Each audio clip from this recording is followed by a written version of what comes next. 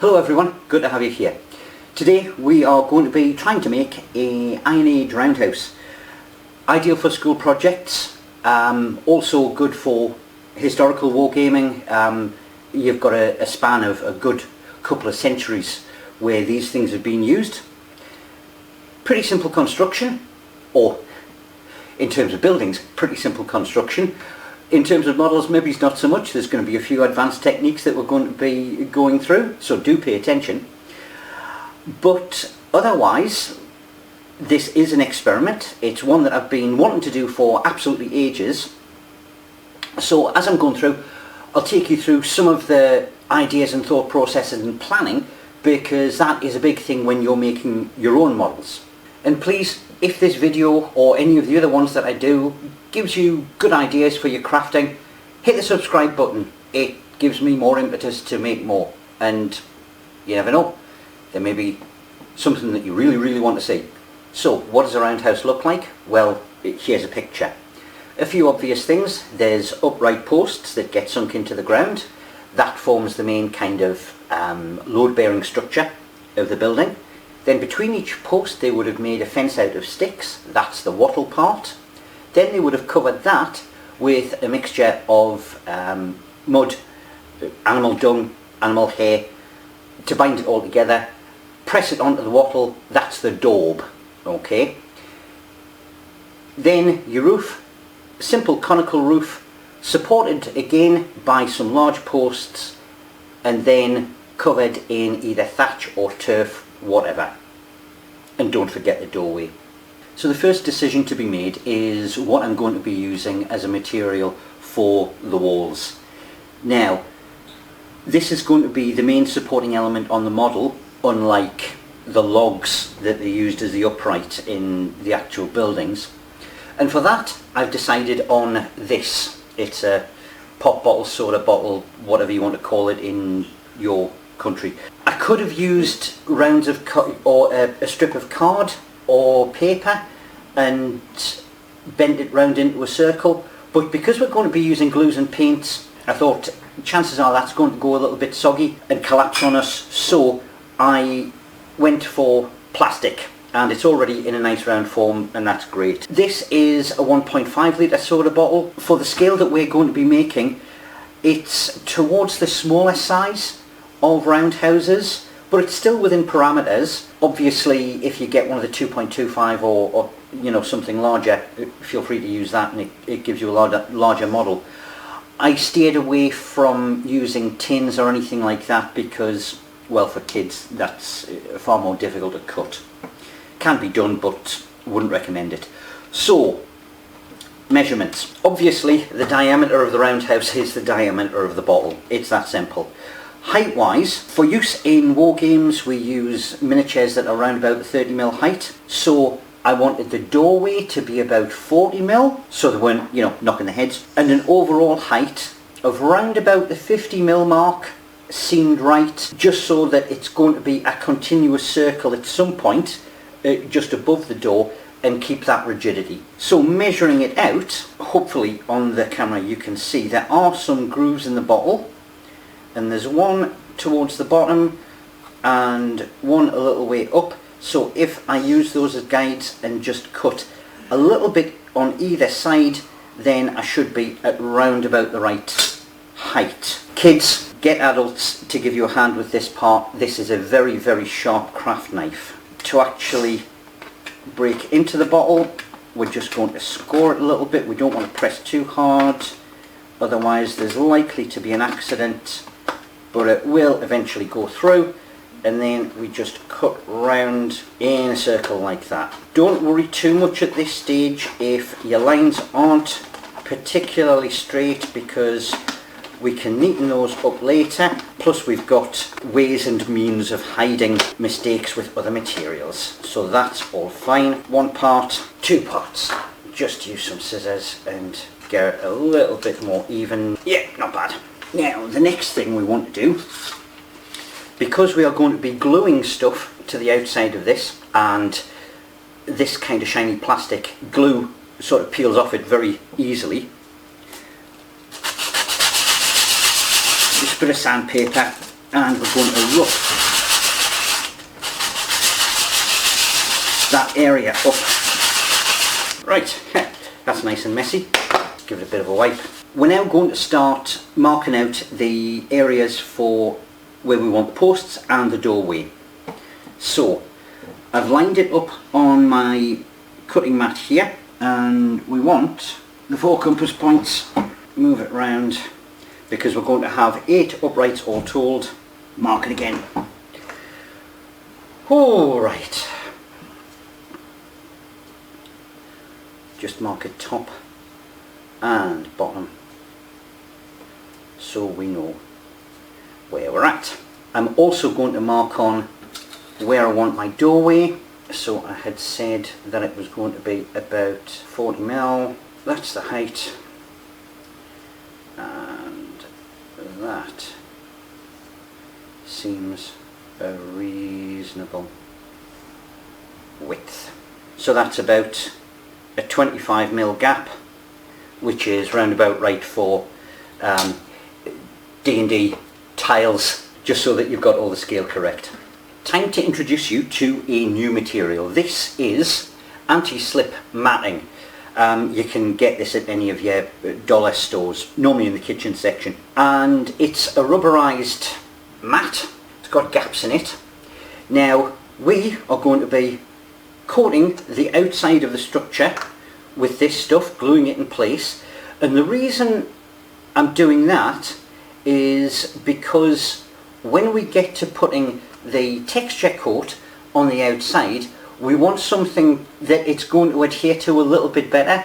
Now, the ancients, they would have used their wattle fences, which was basically crisscrossed sticks. We're not going to be doing that because it's too fiddly, but this gives us the same kind of crisscross pattern, and so anything that we use can be pressed into this, so it's pretty much exactly the same kind of idea. Let's measure some out. I'll start at my doorway.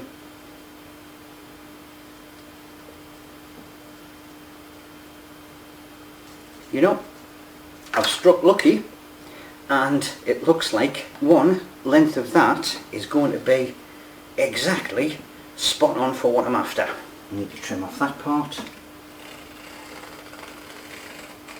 and that would appear to be my width about there.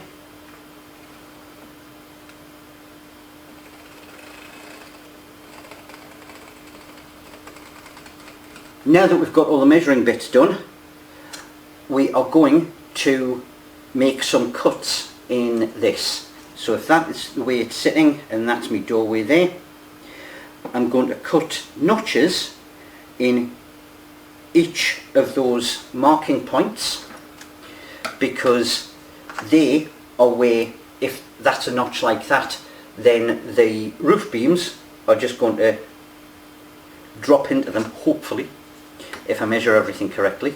And then also cut out that doorway, and I think that is going to be a job for the craft knife, just to get in there and get that cut out. Right, is that starting to look like a roundhouse yet? No, it's not. So next thing I want to do is tack the mat onto the walls. And for that, I'm just going to use a standard school glue stick. May not seem the strongest glue that we could possibly use, but it's non-toxic, the kids can use it, and we are going to be using something a little bit stronger later on that will bind it all together. And then, starting at one of your notches, just lay it on, make sure you press down and roll it up. There we go. Trim off some of that excess with scissors. Okay, and then remember to recut those notches out. Where's my doorway gone? There it is. And we'll cut that out as well. Next up, hot glue and sticks. So this stuff is willow. Luckily, I have a willow tree in the back garden, so I'm going to shamelessly be using some of this cut straight off the tree. But thin sticks, whatever you can get hold of, or bamboo skewers, that kind of thing. It is good if they still have a little bit of flex. You'll see that later on when we do the roof section. But what you want to do is get an idea of how big you want the sticks. I am just going to make a mark on my cutting mat like that, and you want 8 quite thick ones, and they are going to make our posts around the side. So I will get cutting some lengths of that, 8 all told. Now if there are any knobbly bits, where's a nice knobbly bit? There's a knobbly bit. Just gently trim that, and then we want the tops cut at a 45-degree angle, and you just take a wee snip off the top there. Again, this is for later on when we're fitting the roof. So the glue gun is warmed up. We're now going to attach these uprights onto the wall. The one thing to remember, those notches that you cut, they have to be facing outwards. A straight line of glue down there, and make sure that you get that notch outwards and it goes at the bottom. Don't worry about the fact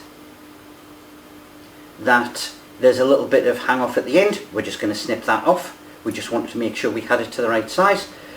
I will get all of these uprights in place. Just remember, I did promise that we would be gluing the mat on a bit better. A big part of that is this hot glue gun, which is going through the gaps, and it's adhering that far better. Just make sure you give it a good press in. And then we also want a beam across the top.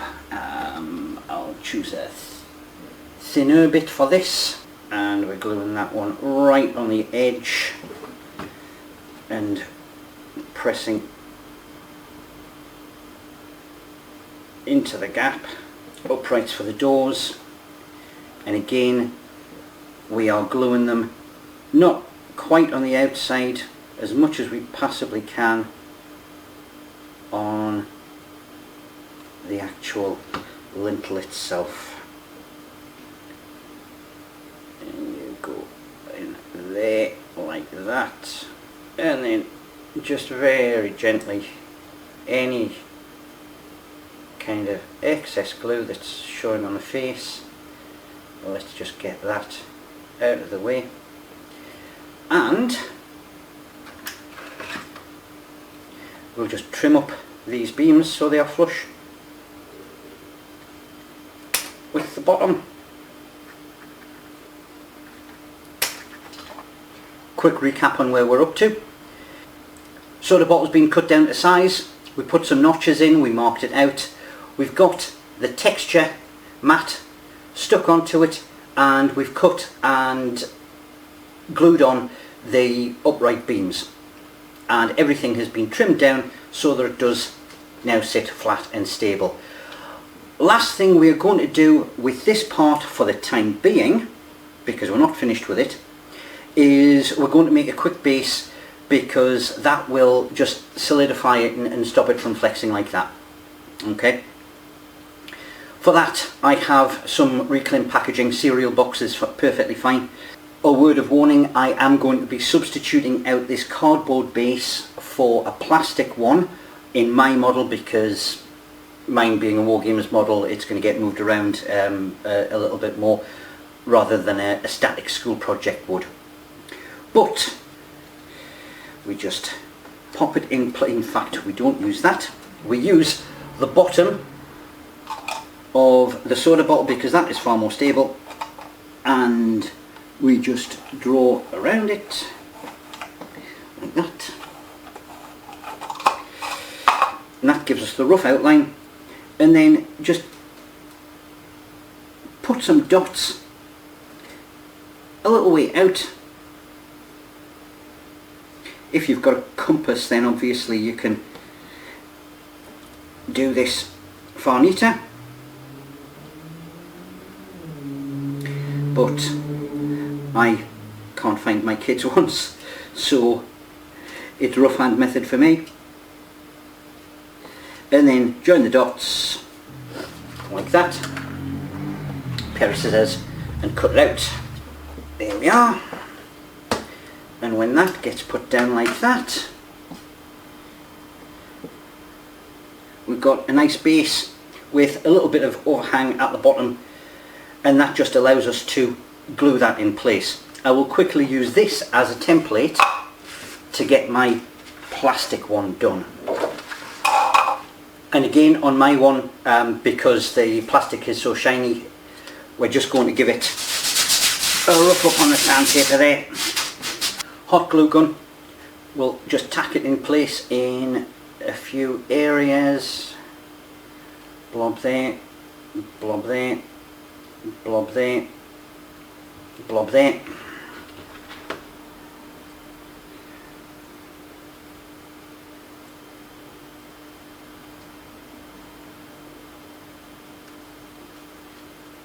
Plonk it down, and then we'll just go around and get a layer of hot glue just around the base of everything, just to get it joined down. Also fills those gaps in. Right. Roundhouse walls attached to base. Let's get on with the roof. So for the roof we first need a template. Now this is just plain A4 paper, and again I'm going to use that soda bottle bottom to draw a circle around. Now,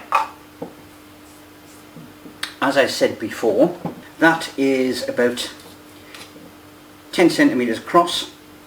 By my reckoning, I should probably go out half as much again, so I want the diameter to be about 15. Give me centre.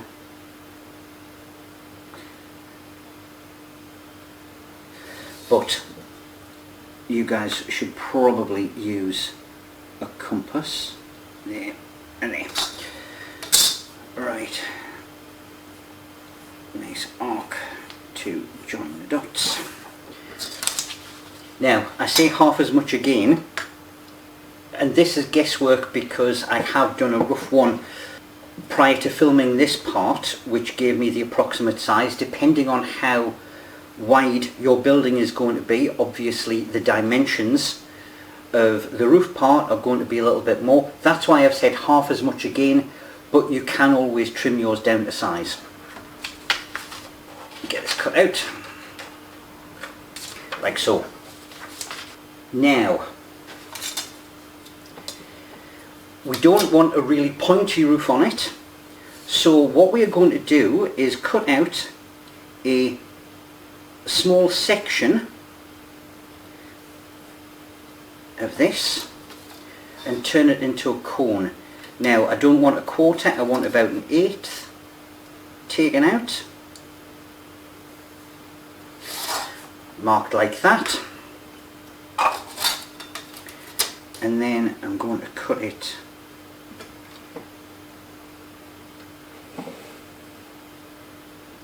just there, and then I'm going to come in a little bit. I'm not going right to the mark, I'm going to come away slightly, and then that leaves us a tab at the end, which will allow us to join it up like that. And if we just size that up, we've got a roof with a reasonable angle and a good amount of overhang, which is exactly what they had. I want to fold that out of the way like so, because this is the template now for the next material that we're going to use. Another brand new material for us. This is faux fur, artificial for, yes, you can get it at dressmaking shops. Also, if you go down to like the Salvation Army stores, you may find old clothes that you can get for a couple of pennies that have been made from this stuff. It's absolutely horrible, but it does, once it's been treated properly, make absolutely brilliant thatching. So I will quickly cut this down into a manageable piece and show you what we're doing next. Now, do watch out when you're using this stuff because it is horribly, horribly messy. Make sure you've got a vacuum cleaner handy. Right, what do we want to do? The first thing we want to do is mark out using our template and then get this cut out. Now please note, I did not take out the, I had that tab folded over because we don't want the tab that is purely a joining mechanism for us. And the one other thing that I want is this. Okay, so that's the soda bottle lid. Pop that in the middle.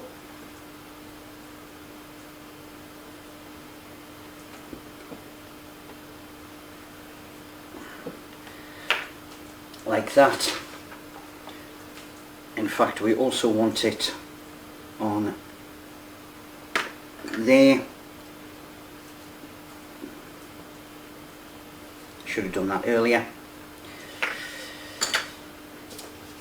I'll get both those pieces cut out.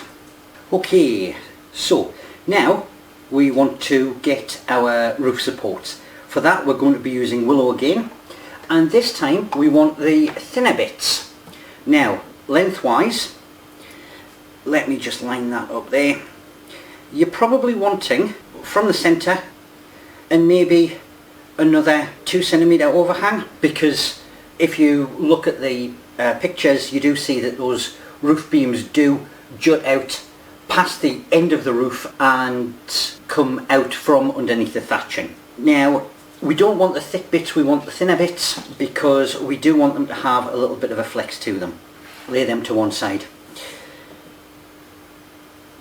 Let's get this into its cone shape. Okay, glue stick. And then that just tacks it nicely in place like that. Alright. Now, turn upside down, and again we need those compass marks. So, like that, like that, and then in the middle like that. And here's hoping, and they line up with the notches. That to me is just looking a little bit pointy, so I'm just going to trim that in down a fraction while my hot glue gun is firing up. Line of hot glue, and make sure you go over the centre with this. Swap around to a different side.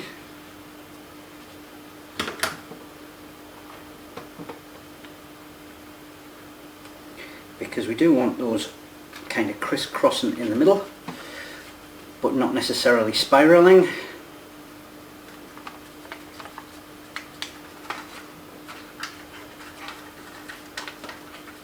Okay.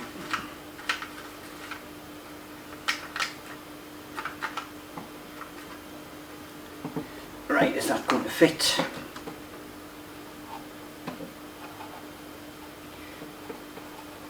Yeah, looking relatively sturdy. Alright, and now to just get some of those crinkles out of it, we are just going to reinforce the whole lot with some lines of hot glue, because the next part is going to be really soggy and the paper is essentially just there for construction. So a nice dab of hot glue. Now this is on the underside where it's not showing, just to get those centre timbers joined up, and then some crosses of hot glue, and then while that is drying, just hold it down so that it binds into shape. Yeah, that's looking a bit like a roof. Now, here is our fur. Shedding brilliantly. I told you this was messy stuff to work with, but get as much excess off as you possibly can. Don't worry, we will be combing this out and there's going to be an awful lot more carnage by the time we are finished. Right, so this is straight PVA glue. Furry side down, and we're not going to bother watering it because this is to actually glue this onto the roof, and we are going to dope a whole lot. We're not bothering to use soapy water to get it to soak in because we want all of the glue. We don't want it watered down at all, and because this is going to be going straight onto the paper, that's another reason for not wanting to water it down. Otherwise, chances are the paper will disintegrate on us. Good coating on there all the way around. Make sure you get right out to the edges. Doesn't matter if you get any overspill onto the fur itself, because we're going to be giving it a haircut shortly. Turn your model upside down and then you should be able to pick it up like that, and then just make sure that the fur is getting gathered all the way around the edge, and then when you pop it over like that, make sure the two end bits of the fabric are joined. Give it a good press down, and that can be left to dry. Now for the fun messy part. The roof is off and drying, so let us come back to our walls and finish them off, because we've done all the sizing that we need to. We can now complete this part. Yet another new material. This is air dry clay. Normally the kind of stuff that you get in model shops is going to be DAS. It works exactly the same, and because the ancients used to use clay, we're going to do exactly the same. It is one of the reasons why I made sure that it was nice sturdy walls, because obviously this can be a little bit on the brittle side, but it is dead fun to work with. Give it a bit of a wet, squidge it in place. I'll just use that bit of stick to get it down and worked in. And this is the very reason why we put that fake wattle on the model, because we wanted something for this clay to actually adhere to. So I will get on with doing this, and then I'll show you the last part before everything dries overnight. And here it is, all clayed all the way around. As you can see, I've avoided the posts wherever possible. If the clay has gone onto it, I've just given it a wash off, because we do want those as, you know, features of the model. But it doesn't matter if you go onto it a little bit, because hey, at the end of the day, that's exactly what the ancients did. Final stage before we allow everything to dry overnight and come back to it tomorrow is, while the clay is wet, we're just going to get a little bit of texture on there. And for that, I've got an old brush. It's a very bristly, very hard bristled brush, and I am just going to use that, get some texture onto that clay like that. Press quite hard, because you do want any finger marks that you have left on there to be smoothed out. Stipple it a bit if you want, and go all the way around the model. Any real ridges, you can just swirl your brush on them like that. Well, that can be left overnight to dry. I'll pick it up tomorrow. Right, day 2, and this is what I woke up to. I should have anticipated this, I will be honest. The clay, as it is dried, has shrunk a little bit, and I didn't think about that. So we have got areas where it started cracking, it started pulling away from the walls, and I thought, oh no, it's a complete disaster, I'm going to have to start again. However, I do not believe that is the case. Thinking about it, this is exactly what would have happened with wattle and daub on the original Iron Age roundhouses, and all they would have done is basically cleaned it up a little bit and plastered some more over the top. So what I am going to do, some areas, certainly around the base where it is pulled up from the bottom, I'm not worried about because I'm going to be putting ground cover on there.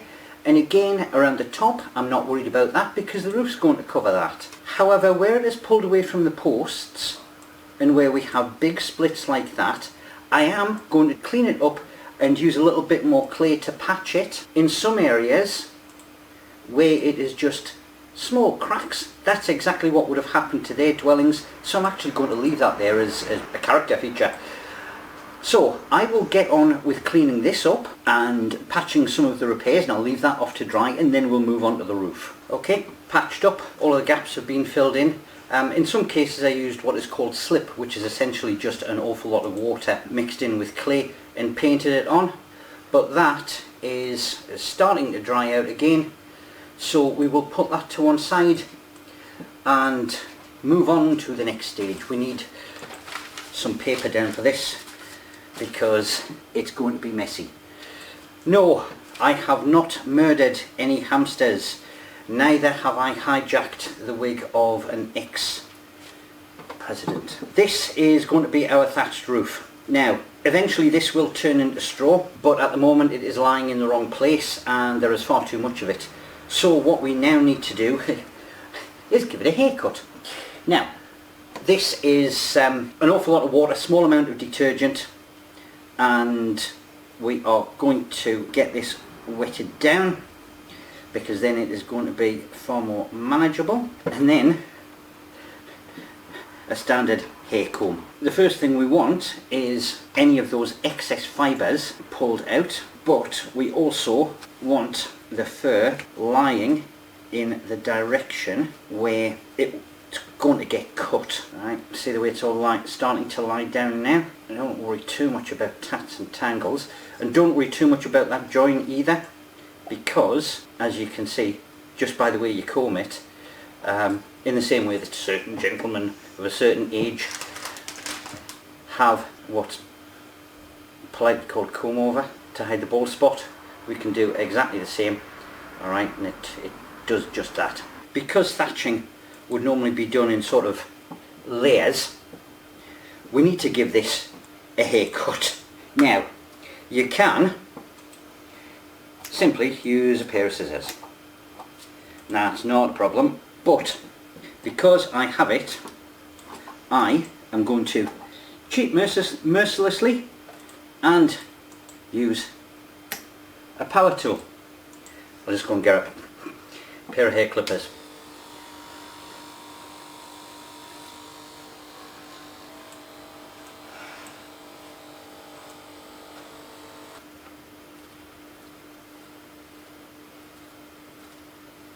Bit of a mess.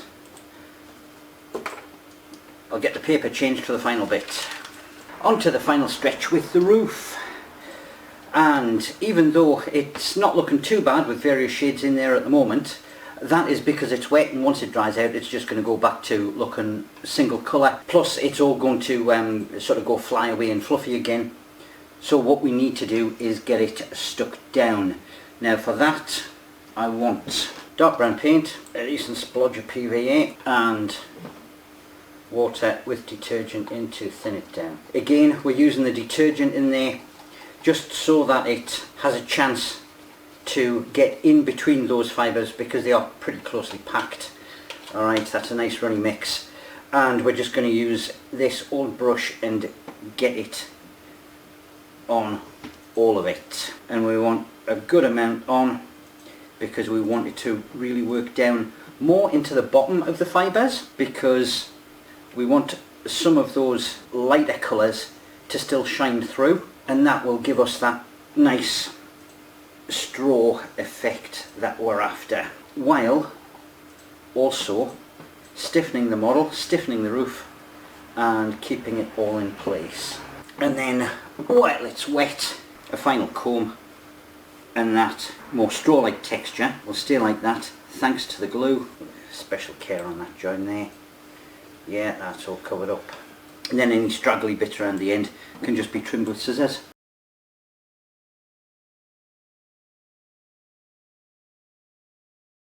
And here's the completed model with a little bit of ground cover added.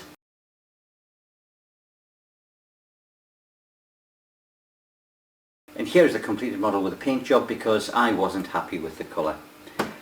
I really wanted that mod darker, and one of the mistakes that I did make, I'll just lift the roof off. I just used normal artist's clay, where realistically if I'd used something like the DAS terracotta, then hopefully it would have been a darker colour than the pretty much white that it came out like, and I would have been happy and I would have just left it. What other mistakes did I make? Obviously, yes, there was the not taking into account the fact that the clay was going to shrink as it dried, but we managed to patch that up, and that's all fine, and I'm perfectly happy with the outcome of that. The other one was that I should have used far more hot glue, and I'll show you the underside of there, far more hot glue when I was attaching the sticks onto that paper template. Far more glue in the way of reinforcing, and also glue basically strapping the stick onto the rest of the piece. Just having a layer of glue with the stick on top of it didn't hold enough. But other than that, I am very happy. That's a pretty cheap model, and I'm really happy with the way that the thatch effect worked. So there you are, another model complete, and obviously yes, I did make the roof removable so that you can take it off and battle on the inside if that's what happens in your games. If you have enjoyed this, please do hit the like and subscribe buttons, ring notification bells, do all the social media stuff. If there is anything you would like to see me cover, please comment down below. More than happy to take suggestions. But until next time, I'm going to go do something else. Bye.